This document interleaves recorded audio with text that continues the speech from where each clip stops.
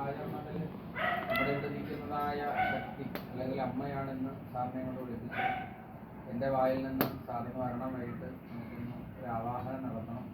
ഇങ്ങനെ രാശി വെച്ചില്ല, ഒന്നും പറയാതെ തന്നെയല്ലേ പറഞ്ഞു. അത് അമ്മ അകത്തിൽ നമ്മളോട് പറയിപ്പിച്ചത് തന്നെയാണ്. അതിൻ്റെ സാന്നിധ്യമാണ് നദ്യതയിലേക്കായാലും കരുണയിലേക്കായാലും ആ ഒരു അഭിനിവേശം അമ്മയുടെ വന്നു. അതൊരു ചൈതന്യം തന്നെ. അപ്പം അതുപോലെ ഇനിയുള്ള ദിവസങ്ങൾ അങ്ങനെയുള്ള സാന്നിധ്യം ഉണ്ടാകാനുള്ള സാധ്യത വളരെ കൂടുതലാണ്. അപ്പം അത് വേറെ അല്ലേ നമുക്ക് സന്തോഷം പ്രദാനം ചെയ്യുന്നത്. നമ്മുടെ ഹൃദയത്തിലേക്ക് അമ്മ എന്ന പരാശക്തിയെ പ്രതിഷ്ഠിക്കുമ്പോൾ ആ പരാശക്തിയെ ഹൃദയത്തിലേക്ക് പ്രതിഷ്ഠിച്ചുകൊണ്ട് ഏവം വേദഹ എന്ന് പറയുന്നത്, വേദം എന്ന് വെച്ചാൽ അറിവെന്നാണ്.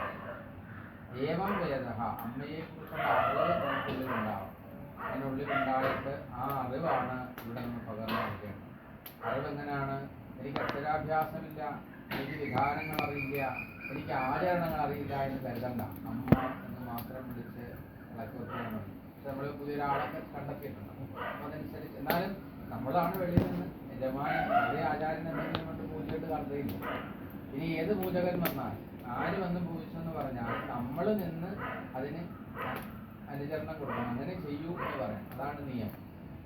എങ്കിൽ മാത്രമേ അതിനകത്ത് അർത്ഥം ഉണ്ടാവൂ. ഇപ്പൊ നമുക്കൊരു ആവാഹനത്തിലേക്ക് നീങ്ങാം. സുനിൽ എങ്ങോട്ട് പോകാൻ?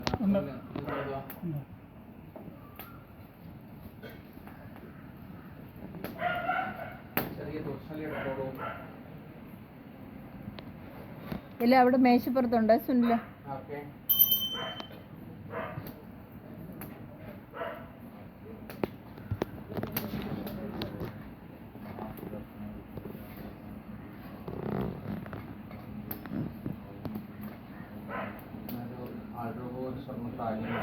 സർവബാഹു സമഷ്ടിയാവായി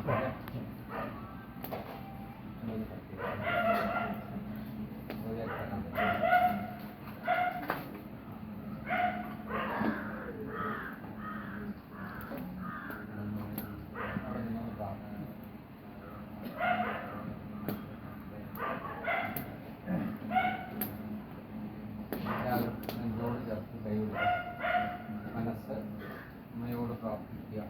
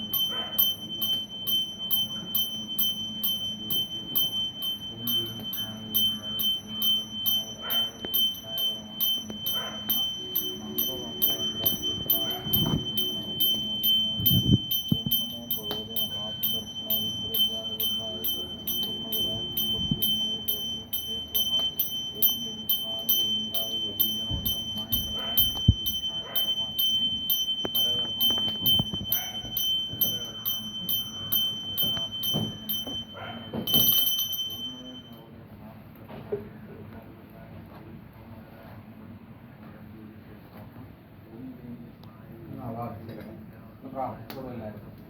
നമ്മൾ ഇവിടെ സ്വർണ്ണത്തിൻ്റെതായ ചതുർബാഹു വെച്ചിട്ടുണ്ട്. സ്വർണത്തിൻ്റെതായ ഒരു താലി വെച്ചിട്ടുണ്ട്. അഖിലമായ ബാധകൾ നമ്മളിലുള്ളത്, നമ്മുടെ ചിന്തയിലുള്ളത്, നമ്മുടെ ശ്വാസത്തിലുള്ളത് ഒരു വകയുണ്ട് പറഞ്ഞ് തുടങ്ങാം. ഈ അനാവശ്യമായിട്ട് എന്തെങ്കിലും സംസാരിച്ചാൽ അത് ശബ്ദധ്വനിയായിട്ടാകുന്നത് അത് ബാധയാണ്. നമ്മുടെ ചിന്തകളിൽ എന്തെങ്കിലും അനാവശ്യതകൾ വന്നാൽ അത് ബാധയായിട്ടാണ്. ഇതിന് ബാധയായിട്ടാണ് പറയുന്നത്. ഞാൻ 12 ആയതുകൊണ്ടാണ് ആചാര്യനോട് പ്രത്യേകം ഞാൻ ചോദിച്ചത്. 12 തന്ത്രിയുടെ സ്ഥാനമാണ്. ആ സ്ഥാനം എന്ന് പറയുന്നത് തന്ത്രി എന്നുള്ളതിൻ്റെ ഉപരി തന്ത്രസ്ഥാനത്താണ് നിന്നിട്ടുള്ളത്. അപ്പോൾ ആ സ്ഥാനത്തിലുള്ളവർക്ക് ആരോഗ്യ പ്രശ്നങ്ങളുണ്ടാകാം. എന്നാൽ ബന്ധുക്കൾക്ക് വീടുകളുണ്ടാകും. വരരുകയും പൂജകൾ കഴിഞ്ഞു പോകുമ്പോൾ അടുത്ത വർഷം വരെ ആചാര്യൻ ചിന്തിക്കുന്നത് എന്താണെന്ന് വെച്ചാൽ ഈ കുടുംബത്തിലൊരു ദുഃഖവും ഉണ്ടാവരുത് എന്ന പ്രാർത്ഥനയാണ്. അല്ലാതെ കാശും മേടിച്ച് പോയി പിന്നൊന്നും അനങ്ങാതിരിക്കുക എന്നൊരവസ്ഥയാണ്. അപ്പം അതുകൊണ്ട് നിങ്ങളെക്കുറിച്ചുള്ള ഓർമ്മകളും നിങ്ങളെക്കുറിച്ചുള്ള ചിന്തകളും നിങ്ങളോടുള്ള പ്രാർത്ഥനകളും ഇവിടെ പരാമ്പികയാകുന്ന ദേവിയെക്കുറിച്ചുള്ള സങ്കല്പങ്ങളും എപ്പോഴും മനസ്സിലുണ്ടാണ് ഒരു ആചാര്യൻ. അതാണ് ആചാര്യ ലക്ഷ്യം. സാറായാലും ഞാനായാലും അങ്ങനെ തന്നെ അതുകൊണ്ട് അതിനെ കവചമാക്കി മാറ്റേണ്ട ചുമതല നിങ്ങളിൽ ഓരോരുത്തരുമുണ്ട്. അതുകൊണ്ടാണ് ശുദ്ധി, വൃത്തി, ശ്രദ്ധ, നിഷ്ഠ, ഭക്തി എന്ന 5 പ്രകാരങ്ങൾ പറയുന്നത്. ശുദ്ധി വേണം, ശ്രദ്ധ വേണം, വൃത്തി വേണം, നിഷ്ഠ വേണം, ഭക്തി വേണം. ശുദ്ധിയില്ലാതെ നമ്മൾ കർമ്മങ്ങൾ നിഷ്ഠിച്ച് കളയുന്നു. വൃത്തി, മനസ്സിൽ കളങ്കരഹിതമായി വന്ന കർമ്മങ്ങൾ അനുഷ്ഠിക്കുക. നിഷ്ഠ, സമയാസമയങ്ങളിൽ ചടങ്ങുകൾ നിർവഹിക്കുക. ശ്രദ്ധ, എന്ത് ചെയ്താലും ശ്രദ്ധയുണ്ട്, അല്ലെ തീപിടിക്കില്ലേ, ശ്രദ്ധ വേണം. എന്നിട്ടാണ് ഭക്തി, പ്രാർത്ഥന. അത്രയും കർമ്മങ്ങളിലൂടെ ചെയ്യണം. എങ്കിലേ നമ്മുടെ ഈ വൃക്ഷം വളർന്ന് പൂവായി കായായി അത് പടർന്ന് പന്തലിച്ച് അതിൻ്റെ വേരുകൾ ഇങ്ങനെ പല സ്ഥലങ്ങളിലേക്ക് പോകും. നിങ്ങൾ അറിയുന്നില്ല. നിങ്ങൾ ഏത് സ്ഥലങ്ങളിൽ നിന്നാണെങ്കിലും ഈ വൃക്ഷം ആകുന്ന കുടുംബത്തിൻ്റെ വേര് നിങ്ങളെ ഈ ഭൂമിയുടെ അടിയിലൂടെ നിങ്ങളെ ചുറ്റിപ്പിടിക്കുന്നു. അതാണ് അമ്മയുടെ പ്രത്യേകത. അതുകൊണ്ട് മനസ്സുകൊണ്ട് പ്രാർത്ഥിക്കാം. ഞാൻ ആവാഹിക്കുകയാണ്. നിങ്ങളുടെ ശ്വാസം ഇതിലേക്ക് വരുന്നതായി കാണും.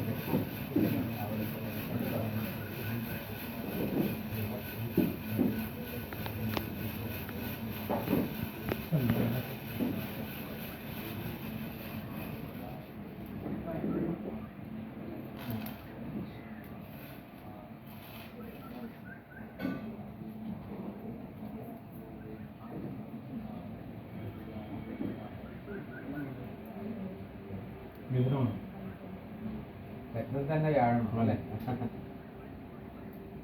ലഗ്നേ ദശസഹസ്രാണി എന്നൊരു നിയമം അനുസരിച്ച് അത് വളരെ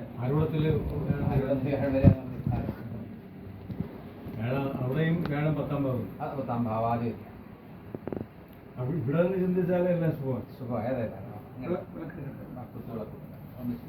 ദേവിയും ഒരു മനസ്സിലായല്ലോ പറഞ്ഞു. വെറുതെ ചുമ്മാ നമ്മൾ എന്തെങ്കിലും കാട്ടിക്കൂട്ടി നിങ്ങളറിയാതെ കുറച്ച് പുകച്ച് പ്രസാദങ്ങളിട്ട് തൊണ്ടിട്ട് പ്രസാദങ്ങൾ കുറിച്ചെന്ന് പൂജിച്ച് പോകുക എന്നുള്ളതല്ല ആചാര്യധർമ്മം.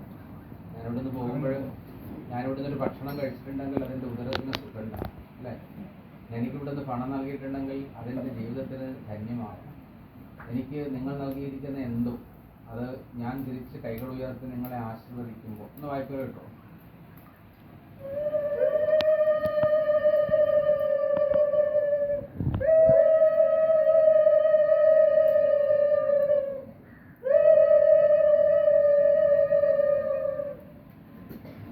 ആശീർവദിക്കുമ്പോൾ ആ ചൈതന്യം നിങ്ങൾക്ക് എന്നിൽ നിന്നുണ്ടാവണമെങ്കിൽ പ്രാർത്ഥന സുദൃഢമായി എന്നിട്ട് സമഷ്ടിയും കൂടെ നോക്കിയിട്ട് നമുക്ക് തീർക്കാം അല്ലേ? മതിയല്ലോ.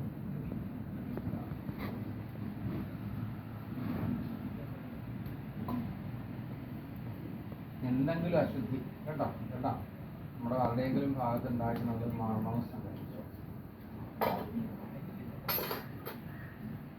വെള്ളം വളരെ ജലാധിവാസത്തിൽ വളരെ തുമ്പലയിട്ട് അടയ്ക്കും വെള്ളം.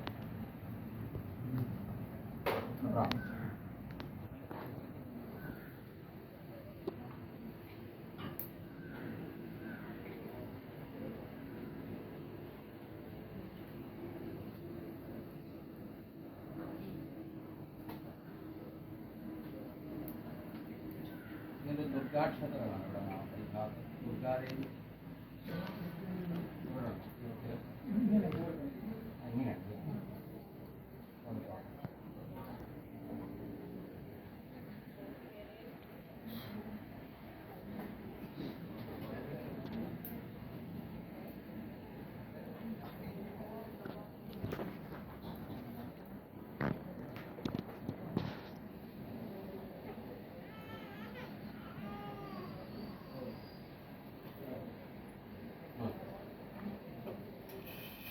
പ്രാർത്ഥിയാണ്. ഇനിയൊന്നും ഉണ്ടാവരുതേ എന്നുള്ളതാണ്.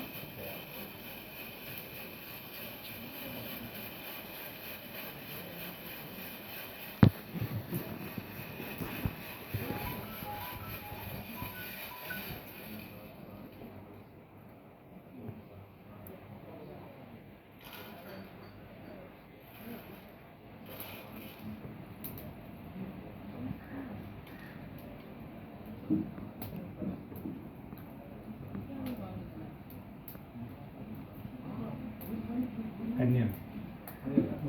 അതേ നാട് വേഷത്തെ അല്ലേ എല്ലാം ശുഭതയുടെ ഭാഗമായി ഗുളികനൊക്കെ 12 മാറി പറഞ്ഞാൽ മടക്കാം. ഇനി വേറെ അതിനെക്കുറിച്ച് ഇല്ല. എന്തായാലും സാറിന് പറയാനുണ്ട്. എല്ലാം ശുഭമാണ്. അല്ല എന്നാൽ അവരോട് പറയേണ്ടതായിട്ടെന്നെ. അതായത് ഇപ്പോൾ നമ്മൾ ഉള്ള ബാക്കിയുള്ള ദുരിത ദോഷങ്ങൾ എന്തെങ്കിലും ഉണ്ടെങ്കിൽ അതെല്ലാം ആവാഹിക്കാനാണ് ഇപ്പോൾ തിരുമേനി അവസാനം ചെയ്തത് സമസ്യയാണ്. അപ്പോൾ ആ ബാധാദുരിത ദോഷങ്ങളെ കാണിക്കുന്ന ഗ്രഹം 12 മറഞ്ഞതോടൊപ്പം, അതായത് മറഞ്ഞ സ്ഥാനങ്ങൾ 3 6, 8, 12 മറഞ്ഞ സ്ഥാനങ്ങളാണ്. അപ്പോൾ ഗുളികൻ അവിടെ പോയതോടുകൂടി ബാധാദുരിത ദോഷങ്ങൾ എന്താണോ ചിന്തിച്ചത് എന്തെല്ലാം ചിന്തിച്ച് അതെല്ലാം മറന്നു. എന്ത് തരത്തിലുള്ള ബാധ എന്ന് പറഞ്ഞാൽ ബാധിക്കാന്നാണ്. നമ്മളെ എന്തൊക്കെ ബാധിച്ചിട്ടുണ്ടോ, ചൈതന്യത്തെ എന്തൊക്കെ ബാധിച്ചിട്ടുണ്ടോ, മറ്റ് ദുരിത ദോഷങ്ങൾ എന്തൊക്കെ ബാധിച്ചിട്ടുണ്ട് അതെല്ലാം മറന്നു. കുടുംബത്തെ ബാധിച്ചു. കുടുംബത്തെ 12 പോയി മറന്നു. അത് മോക്ഷസ്ഥാനത്ത് പോയി മറന്നു. അപ്പോൾ അതുകൊണ്ട് അതോടൊപ്പം തന്നെ നമുക്ക് ആദ്യം കിട്ടിയ ഗൃഹസ്ഥ 10 വ്യാഴം അവിടെ നിന്നു 9 എത്തിയുണ്ട്.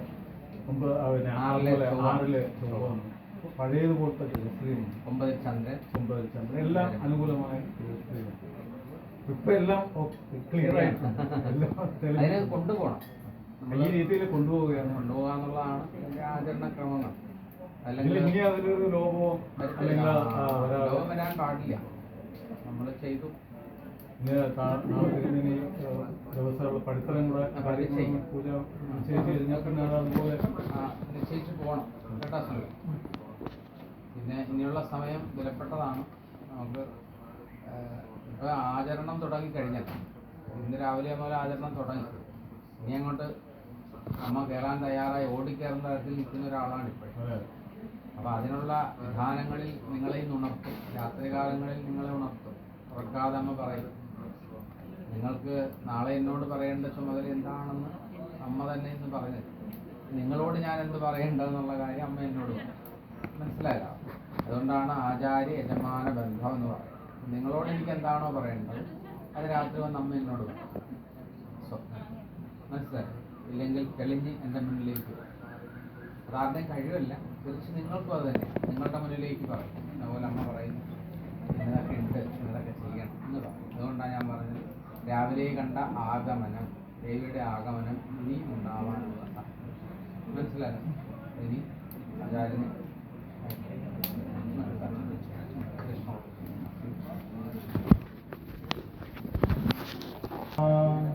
തസ്യ ദേവാസൻ വർഷേ